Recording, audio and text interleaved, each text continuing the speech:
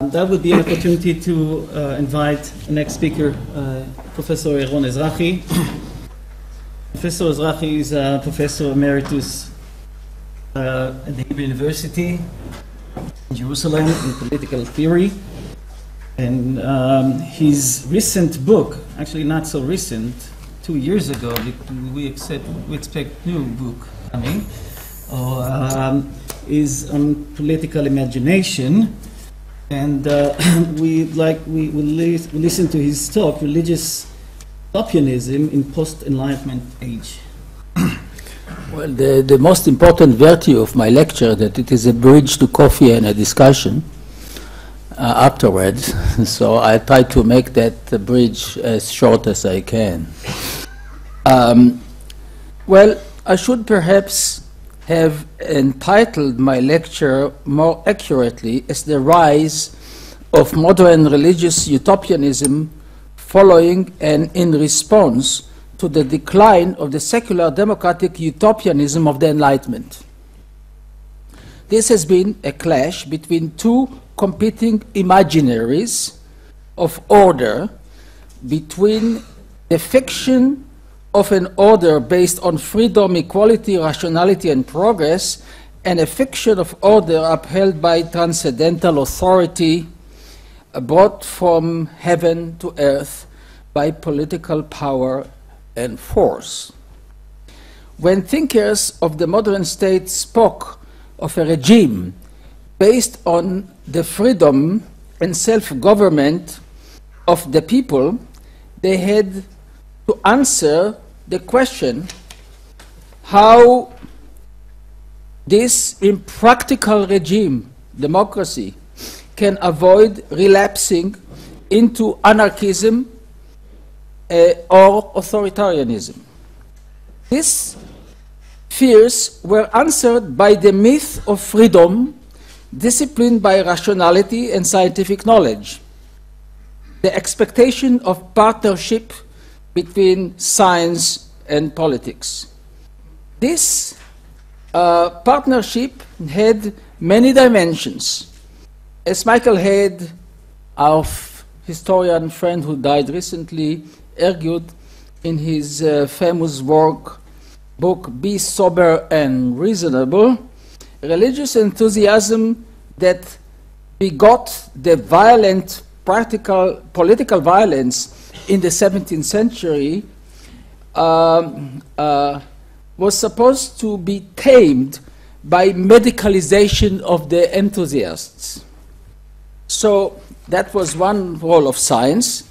Anarchy was to be prevented by a myth of rational consensus on certified facts, and politics was supposed to be restrained by experts and technology. None of these things happened. When the credibility of this utopia was declining due to the gap between expectations and experienced reality, by failed states and confusing fragmentation of power, social attitudes disenchanted by the capacity of science to transcend the divisions of politics endorsed the resurgence, among other things, not the only thing, the resurgence of religious imaginaries of order and authority as means to replace science in transcending politics. But contemporary religious utopianism is profoundly different from its early medieval versions. Its uniqueness relates to its response to modern conditions, namely socio-political fragmentation, stressed by, among others, Clifford Geertz has a very important article called The World in Pieces. To ethnic and cultural pluralism, it was a response also to ethnic and cultural pluralism, and to the ethical perspectivism that undermined shared priority for equality. The response has been, in short, a new holism, renewed literalist approach to sacred text, and violence. These three elements combined.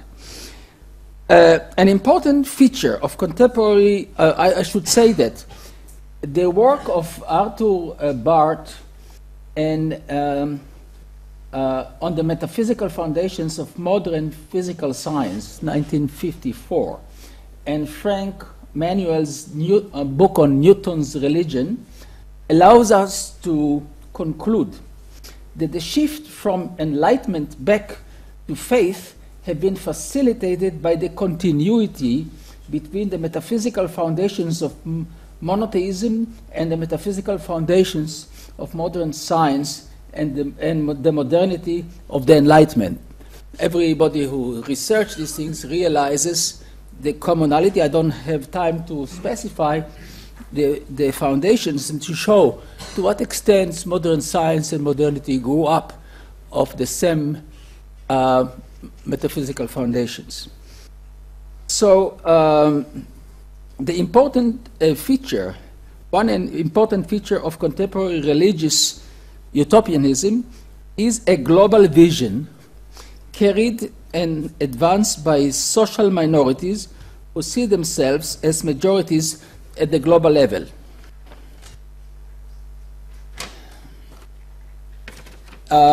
Contemporary religious utopianism responds also to the failure of secular democracy to generate meaningful contents needed existentially by both families and collectives.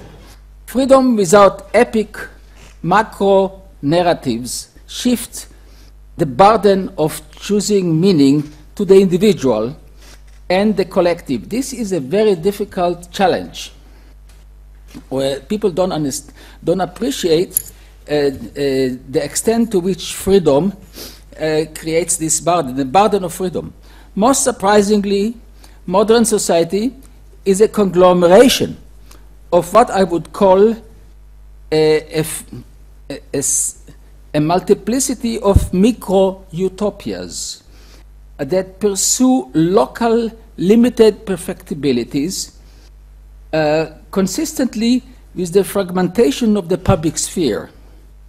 What Nozick calls existential utopias, like environmental versions of former pastoral bliss, the perfect educational institution, self-governing rational factory, Bitcoin as the first decentralized global currency, etc., etc. Religious utopianism responds to these micro-utopias of liberal democracy by the pursuit of a coherent collective holism, reinforced by the decline of the welfare state and the declining material well-being of masses of people, immigrants, lower middle classes, advance the demand for powerful narratives of redemptive urban lives free from the diversity and the painful indeterminisms of contemporary lives. We should not underestimate the role of creative collective symbolism as following as the response of the wretched poor to the conditions of their time. The failure of science and the discredited ideal of progress to transcend politics opened a space for religious utopianism that took on some of the features of contemporary politics, like territorialism without boundaries and violence as rendering fantasies real. Despite their obvious differences, both ISIS and contemporary Jewish settlement messianism, I'm talking about the hardcore of them, are